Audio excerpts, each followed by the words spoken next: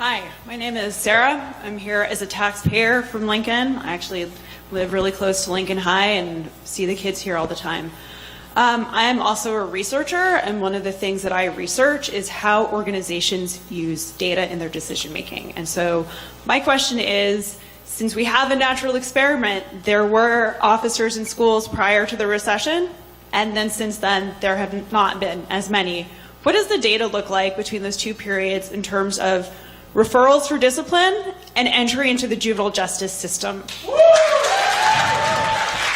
I'm not done, because the data from other districts shows that disproportionately impacts children of color. I have been waiting for this question. I have loved it. Yes, let's talk about Corey, this. why don't you respond? You have some studies. You have some studies from the different states, and you have studies from of Nebraska. Do you know what the studies will show? If you look at Lancaster County, it used to be we'd have 50 to 60 kids locked up in Lancaster detention. But thanks to those county attorneys that are sitting right there, who do not believe in locking up kids. You know how many is in juvenile detention today? Do you believe in locking up children? Hold on, 13. There's 13 kids. Let him finish. Listen to me. Our county attorney does not believe in locking up children. They have diversion program after diversion program to keep them out.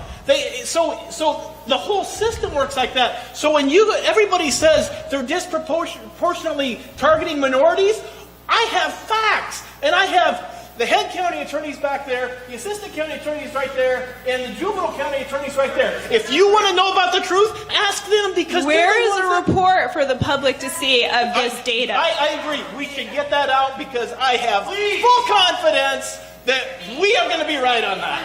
Okay. Can I speak to that really quick? Okay. Thank you. Maya? Okay. Your response, please. As a black person growing up in LPS, I've definitely faced quite a bit of racism from students and teachers. I vividly remember in middle school, after school, I was with my friends, they were all black. And so a teacher came up, we were sitting near the media center, so it's kind of in this hallway, whatever. And then she says, "Oh, your people always linger around here." And I was like, "What?" And I was like, "What do you mean, my people?" And she's like, "Oh, your people. She goes, you guys always loiter around here and hang out." But we were waiting. I was waiting for my dad to pick me up because I had the orchestra after school. And so microaggressions like these are so common, you don't even understand. Even from people they don't even realize what their actions convey to you and how that impacts your own identity. I keep talking about identity, but obviously it's really important. And so the idea that okay, yes, people of color are being locked up disproportionately, but also even when they're not being locked up, those actions taken, the words that are said, those are psychologically impacting people of color, and that's what's setting people back. And so back to what I was saying about assumptions that are made based off of how you look.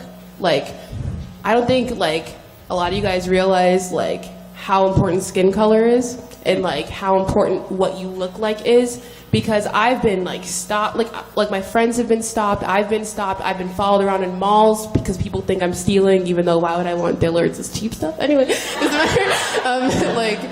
I don't know, the amount of times where because of what I look like people have been treating me differently and have been restricting me from getting opportunities than if I weren't who I was.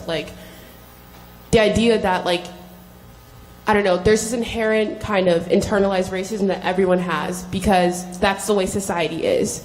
It's in our systems, it's taught in our schools. If you look at even little things as how something is worded, that conveys a certain idea in people's minds. And the buildup of that over years and years and years of education, that's what it's boiled down to, is the incarceration of people of color disproportionately, and just more punishment and just discouragement. And I don't know, I have an aunt who teaches in Georgia, and she says that people never encourage the black students to go to college. You never hear, "Oh, are you, you're going to go to college, so this is what you need to do." It's always, "Oh, I don't know, where do you, oh, I see you're loitering around in the hallway again, you need to go get to class," whatever. It's always condescending tone. And so the importance of acknowledging what your actions and your words and how they impact others, that's what's important. And so just to answer that. Thank you, Maya.